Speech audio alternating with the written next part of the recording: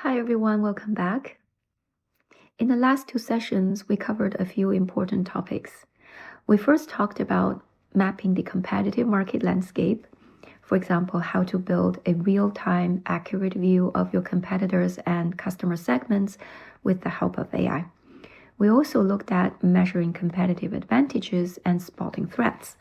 Use AI to identify which strengths are likely to sustain and where competitors are exposed and how to build small and practical advantages for your own company. So today we're going to move to another important topic, which is scenario planning.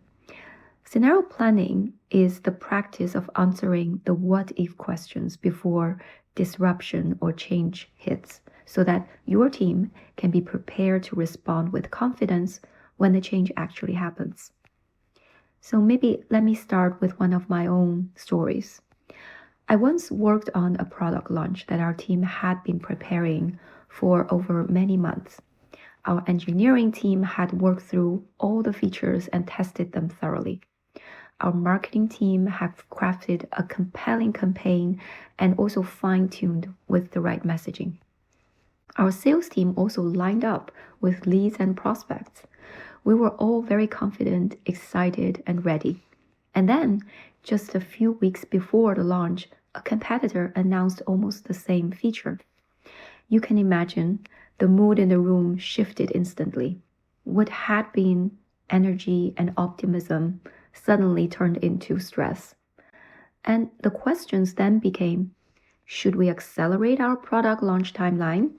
Should we cut our price? Or should we even change our product messaging? We scrambled to decide, and while we did launch at the end, it didn't feel like our moment anymore. That experience taught me something important. While you can't stop competitor from taking actions, you can stop yourself from being caught off guard. And that is the value of scenario planning. But here's also the truth. Most teams don't do this work consistently.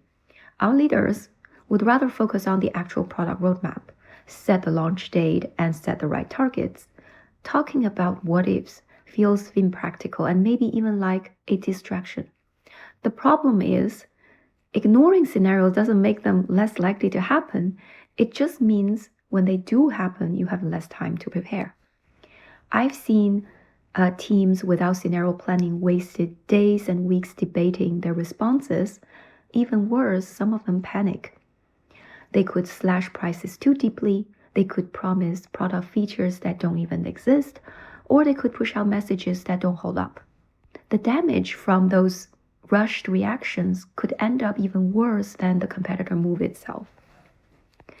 The way I like to explain scenario planning is that it's like a rehearsal. Think about a fire drill. A fire drill doesn't predict exactly when or where a fire will happen, but when it does, everyone knows what to do. They're just actions. Scenario planning is your fire drill for the market. You can know exactly what your competitor will do or when the economy will shift, but you can prepare for the most likely moves. That preparation will grow the confidence and keep your team from scrambling. Now let's maybe talk about where AI fits in. The hard part of scenario planning is to come up with the realistic competitor moves. Left on your own, you could either imagine the extremes like scenarios that will almost never likely to happen, or on the opposite, you could focus on the obvious ones. AI can act like a partner here. You can ask it to think like your competitor, drawing from either public information or their past behaviors. The point isn't that AI will perfectly predict the future. In fact, it never will. The point is that it will give you a broader menu of possibilities so that you are not starting from a blank page. So here is a simple example. Imagine you're planning for a price increase. You could ask AI, say something like, imagine you are a competitor company. Our own company just announced a 5% price increase. What are the 3 to 5 ways you might respond and why? You may not use all the answers that AI generated for you, but chances are at least 1 or 2 will be things you haven't considered. And that's enough to help you get started with the preparation. The goal here isn't to plan out every possible future. Obviously, that's very overwhelming and unrealistic. What you will need to do is just to list a few plausible scenarios combined with clear practical steps.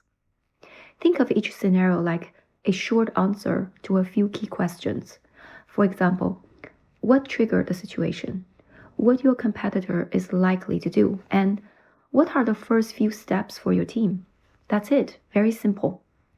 For example, those steps could be clarifying communication with customers, checking adoption and usage data to see who is at risk, or aligning on a clear pricing message. So here's another response prompt you can try with AI. For each competitor reaction, ask AI to outline the immediate steps your company should take across product, pricing, and communication. Keep the responses practical and aligned with your long-term strategy. This prompt will keep your plan focused. It doesn't overcomplicate things, but it will make sure that when change happens, you already know the first move to take. There's another piece that is just as important as planning steps, which is setting the guardrails.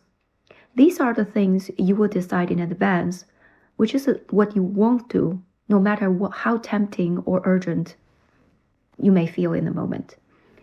For example, you won't cut prices below certain cost.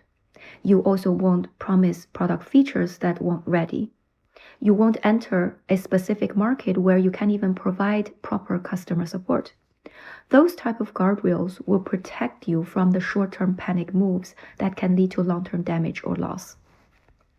And AI can also help here too. You can prompt something like, based on our company's brand and strategy, help me list 3 to 5 actions we should avoid when responding to competitive disruption. For each of the action, ask AI to explain why it would harm your profitability and customer experience. Write all of these down. Might seem simple for some of you, but when disruption or change happens, they will keep your team focused and prepared.